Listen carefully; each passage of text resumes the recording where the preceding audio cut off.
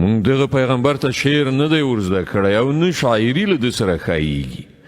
دا خو یو نصیحت دی او روښانه لوستل کیدونکی کتاب، تر څو چې هغه څوک وډار کړي چې ژوندي وي او پر انکار کوونکو باندې د عذاب خبره ثابته شي.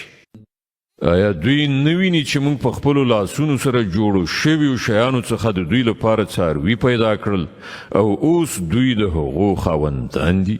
مونږ هغه په داسې شان دوی ته رام کړي دي چې له هغو نه پر ځینو باندې دوی سپریږي، د ځینو دوی غوښه خوري او په هغو کې د دوی لپاره راز ګټې او د څښلو شیان دي.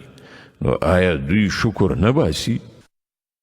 له دې هر څه سره سره دوی له الله جل علا شانه نه پرته نور خدایان نیولي دي او دا هیله لري چې له دوی سره به مرسته وکړای شي. هغوی له دوی سره هیڅ مرسته نشي کولای، بلکې برعکس دوی د هغو لپاره تیارسۍ لښکر جوړ شوی دی.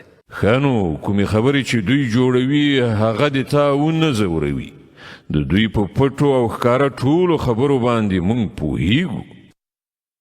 آیا انسان نه دی لیدلی چې مونږ هغه له نطفې نه پیدا کړ او بیا هغه ښکاره شخړه کوونکی شو؟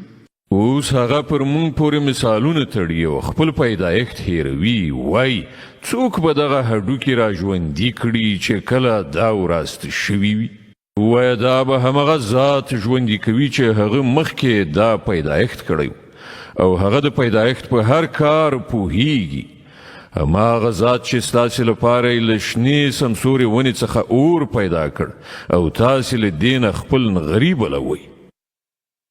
آیا هغه ذات چې اسمانونه او ځمکه پیدا کړل په دې باندې قادر نه دی چې د دوی په څیر پیدا کړی شي؟